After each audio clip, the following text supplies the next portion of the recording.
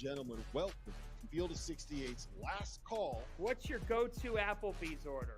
I don't go to Applebee's. We actually call it Crapplebee's, to be honest. Who's the better team right now, Creighton, Marquette, or UConn? Con. What are you doing? What is that? Pray for Fanta. Oh, come on, Zach. Here we go. It's last call.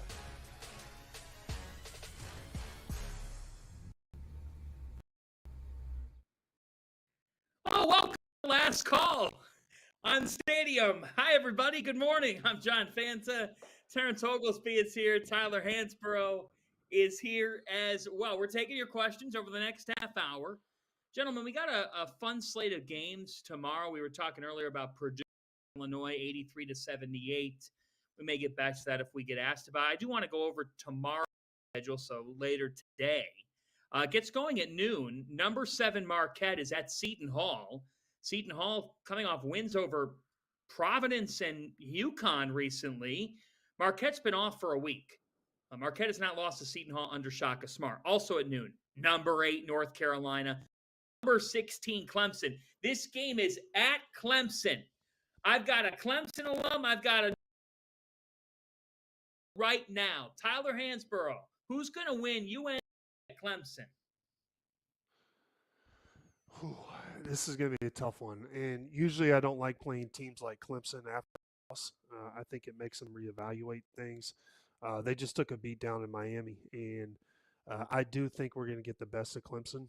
But I think that my Tar Heels are going to roll over to Clemson and get another great run. Nice. I just think we have two different, we have too much lineups, or we can go small, have the ability. But if PJ Hall gets and he could present us with some problems. I think if he has a big game, I think we're really going to struggle. If we show up and play defense, I think we win. But if we don't, we'll lose just like every other time we don't show up and play defense. I think it all comes down to PJ Hall. And I think that matchup with Armando Bacot's huge because PJ can pull him out on the perimeter and he can also score a little bit inside. And being that it's on the road, you're going to get an extra foul call or two. It just happens. Play, that's college basketball.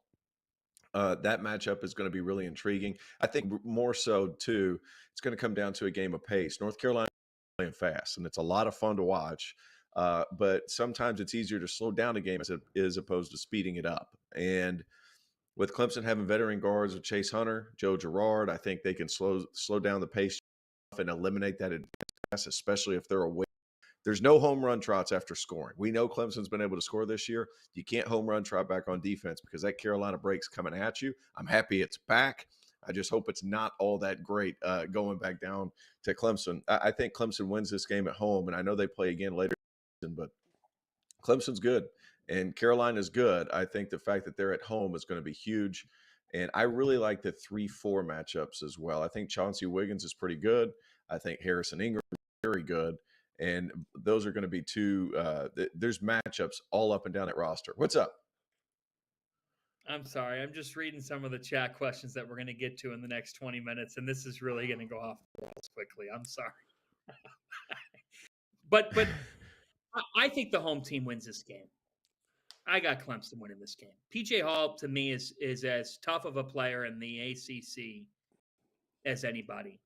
And if Chase Hunter's delivering and Girard is hitting shots, see, defense has to travel. I'm still concerned about North Carolina defensively. And if you don't defend Clemson on their home court, they're going to beat you. They'll beat anybody. Like, I would say that about I think Clemson could beat anybody in the country.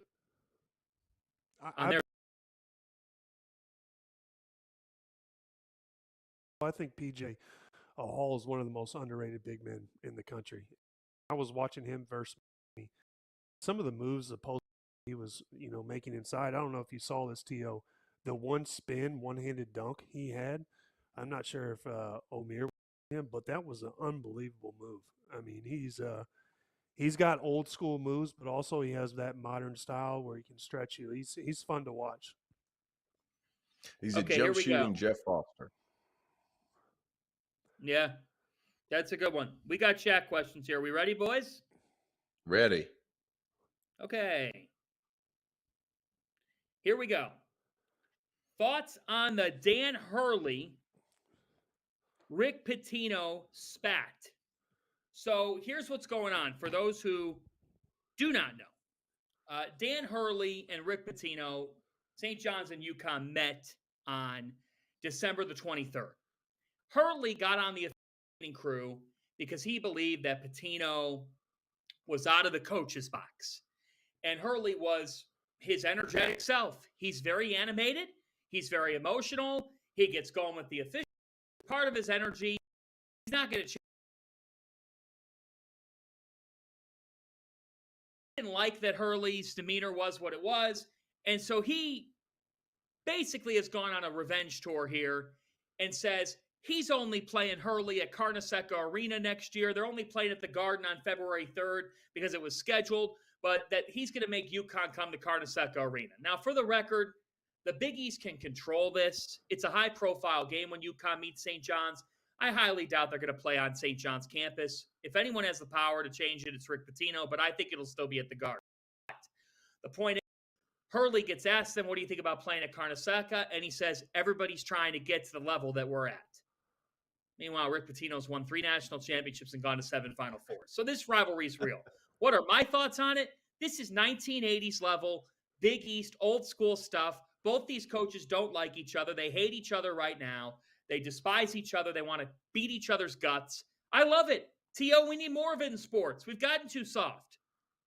Yeah, two stubborn Billy Goats on the side of a cliff is how I look at it. And one of them's going to win. They both got big horns, and they're both ready to go. And finally, there's a little juice. We were expecting this coming into Big East season from one place or another because there's a lot of great storylines in that league.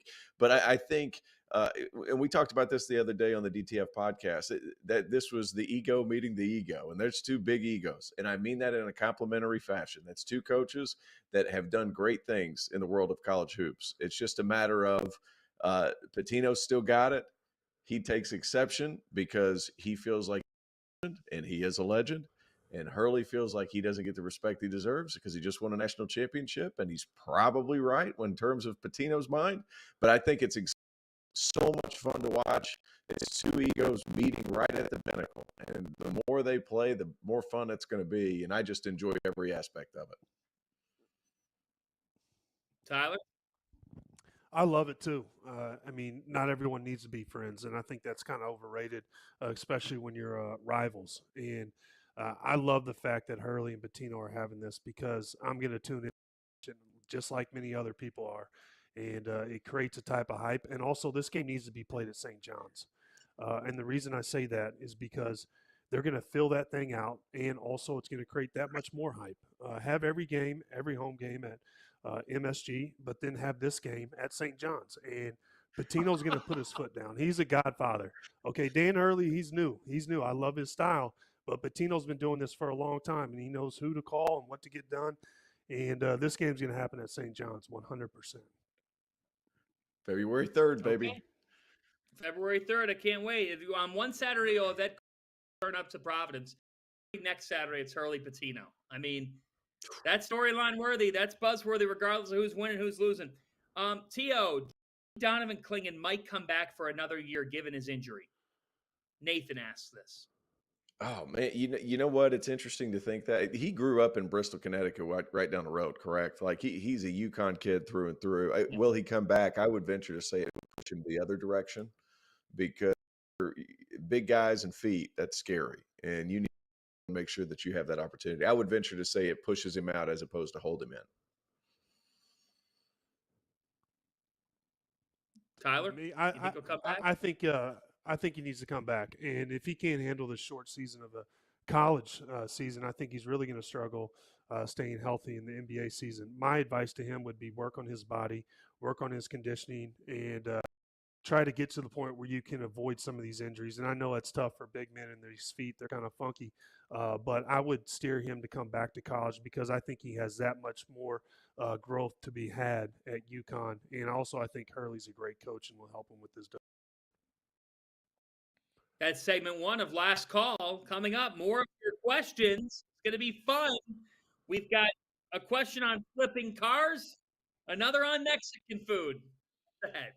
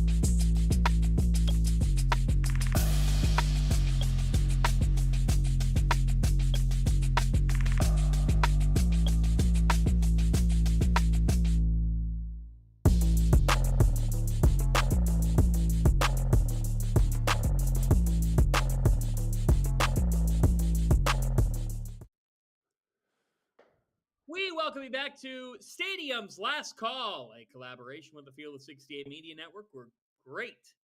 It's great to be with Stadium. Everybody, John Fantz, Terrence Oglesby, Tyler Hansborough. We're taking your questions.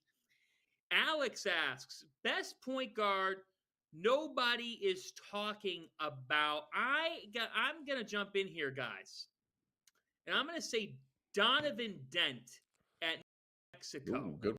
Over 6 assists per game.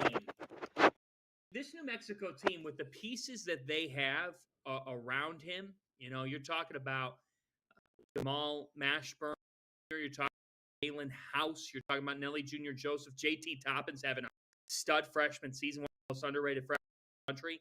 But I'll tell you what, Donovan Dent impresses me. I mean, he's also averaging 16 points per game, and he's shooting 52% from the floor.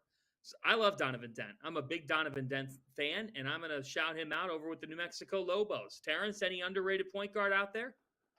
I actually really like that one. That kid's been a winner his entire basketball career. He was winning state championships in California, goes to New Mexico, and it was kind of a shock that he went there.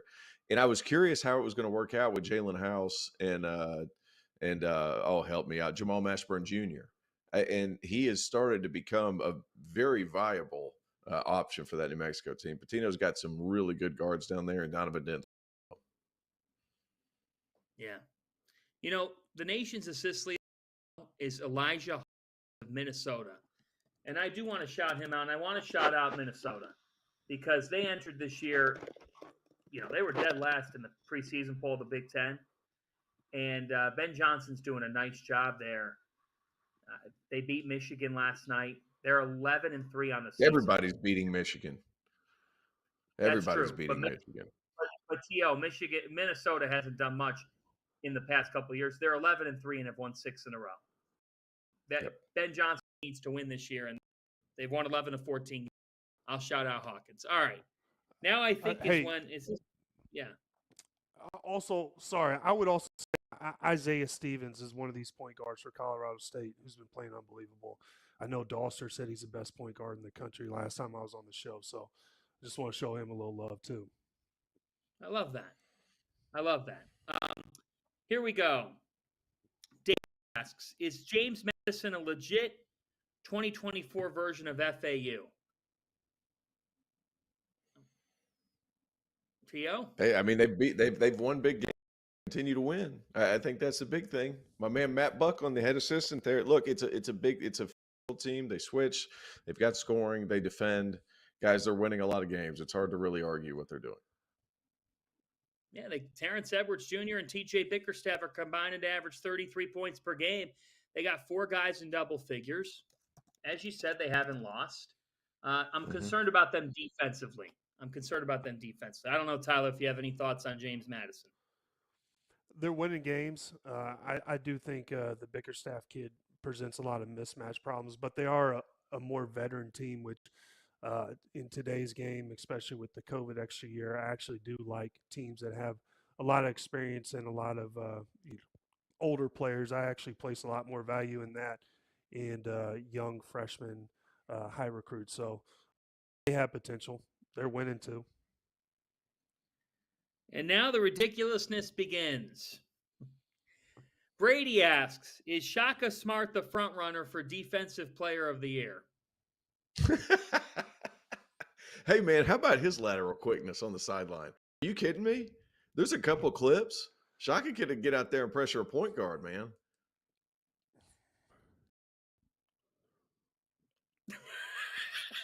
Sorry, guys. I was watching Marquette play, and I was like, there's no way this should be allowed. And this is like having 6 defenders on the court. I love Shaka Smart, but he needs to control himself. There's no way they should allow him to be running down and, it's almost going closeout to corner shooters. It's unbelievable. He does move. He's in shape. He still jumps shape, in drills.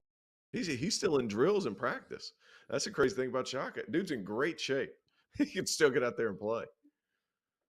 Okay, so we've got a comment here before I get to the next question. Ernie comments in and says, at T-Hands 50 is clearly an idiot.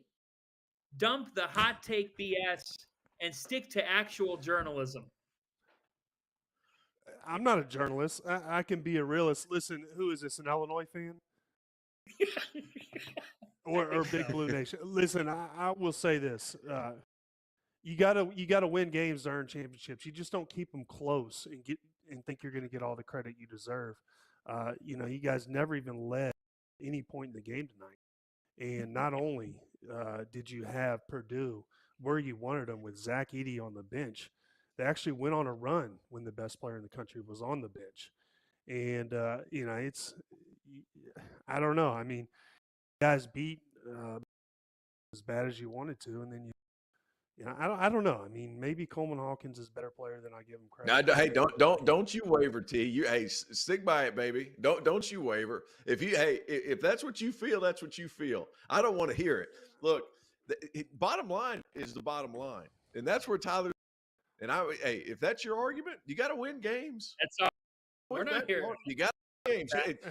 That was close is only good, and horseshoes and hand grenades. It's the only place close is good, and that's what I'm saying. So all Illinois fans, you don't agree with that? Go win more games. I like this Illinois team, to be honest with you. I think they'll keep it close for a lot of teams. But stick with it. Stick with it, T. Don't listen to these people. And see, so I don't like it. I don't think it's that hot of a take. Listen, guys, Illinois, you guys just aren't that good. You just lost your best player. Like I said, I'll double down and prove it. There you go. Okay, Kyle asks, how far does Fanta have his Brownies going in the playoffs? The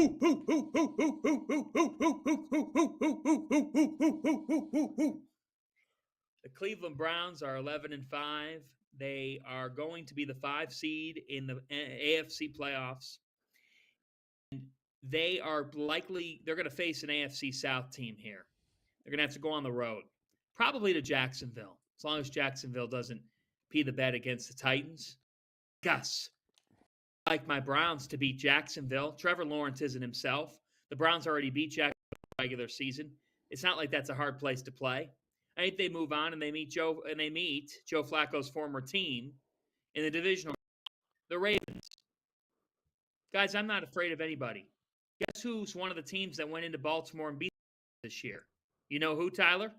You know who? I can only guess. Maybe the Browns. Right. Yeah, the Browns. The Browns went in there and won.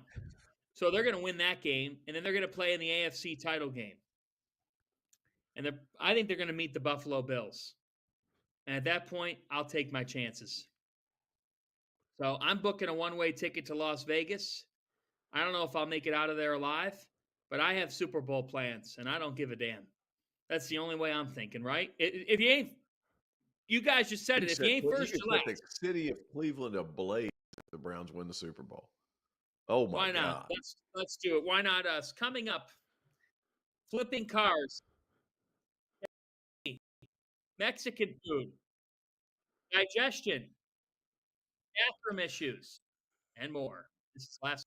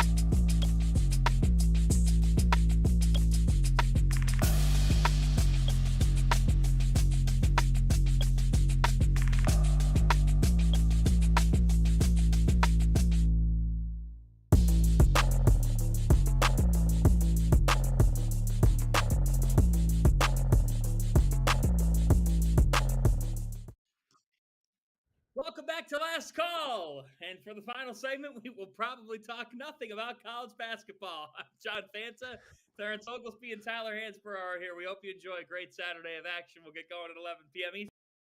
Brady asks, Tyler Hansborough, what is everyone's go-to karaoke song? Mine would be "Should Have Been a Cowboy" by Toby Keith. Song. That it starts to get pretty bad. I would lean heavily towards some Eminem songs, and I'm a big karaoke guy. I love karaoke. It's a great thing, but yeah, I mean, yeah, I've got a lot of songs, but my go-to, Toby Keith, "Should Have Been a Cowboy." Wagon Wheel. Nice. That's an easy one. That's one that everybody can get behind. My wife and I were at a bar in the Republic of Georgia, which is South Russia, and we sang Wagon Wheel, and I didn't get a single word right, but the Russians were feeling it. That's how much fun we had. That's a go-to because everybody can kind of hum along, sing along with it. So Wagon Wheel for me. You guys ready? Yep. Some will win, some will lose. Some are born to sing the blues. Whoa, the Illini's movie never ends. It goes on and on and on and on. Strangers waiting. Up and down the boulevard, their shadows searching in the night. Hansborough, he's hating. Don't go hating on Underwood, the Illini are gonna bring the fight. Don't stop believing. Illinois has got that feeling. You get some notes. Hey, Fanta, my only question is what floor are you in your hotel room, and are there neighbors? There are neighbors. Okay, yeah. So it's 12:30. There are neighbors, but they're not singing. They're doing something else. That was really good. That was good. Yes. Yeah. Fanta's got pipes. Don't sleep on Fanta's pipes, man. Yeah, and the good thing is, based on the neighbors, I don't think I woke them up. Okay, fair enough. Thank you, Trevor, for that lovely review. Do you think, Trevor, I would move it on? Trevor, should I go on American Idol? Here we go. I know asks, which Call of Duty game was Tyler's favorite? Guys, I don't play video games. Never have. But the one video game that I have played is Call of Duty. I have no clue which one it would have been, but I played for about 2 or 3 months. Got heavily addicted to it. It was taking up. I mean, I didn't know that you could play Call of Duty for 6 or 7 hours, and I was making all these friends online with these people I'd never met. I mean, it was a situation, but I was sacrificing a lot in my life just for, so I got rid of it. Call of Duty is a great game. I stopped playing when I had kids and had to work for a living. Michael, that's when I stopped. Michael asks, is Cordoba better than Chipotle? I'm going to say yes. I think their ingredients are fresher today. I like their quesadillas. I would say the queso from Qdoba is much better than Chipotle's queso. I'm a big queso guy, but overall, Chipotle is better than Qdoba in my book, except for when it comes to queso. That red wine vinaigrette at Chipotle puts them over the top. Fanta, what's the best place to eat in the Big East? David Bentley. Hello. Really you're gonna piss off some people. Yeah. 801 Chop House in Omaha, one of the best restaurants I've ever eaten in. Moe's, a place for steaks in Milwaukee, very good.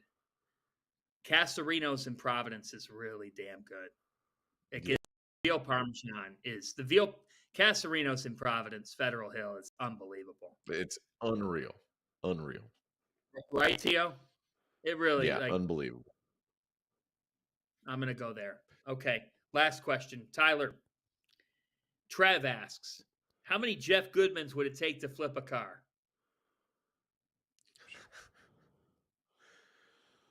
Ooh, what kind of car? I mean, we're talking about the very lightweight car, right? Minimum Right. 250. Yeah. You're right. Minimum. Yeah. Right? 250 it's like a Toyota Goodmans? Corolla. You think? It's a Yeah, Toyota I wouldn't Corolla. say so. I don't. Yeah, I mean, at this stage, are we talking about a younger Goodman? Here's my Goodman's flipping a car is all the arguing with all the Goodmans trying to tell each other. That's the problem. It's not necessarily the human involved. It's the personalities involved. It's the egos involved between all the Goodmans. I Goodman as a teenager. He just always has the same face. Was he a teenager? That's true. Tyler, do you think he was a teenager? I wouldn't know. I would not know. It's Benjamin Button. Jeff Goodman is Benjamin Button. This has been Last Call.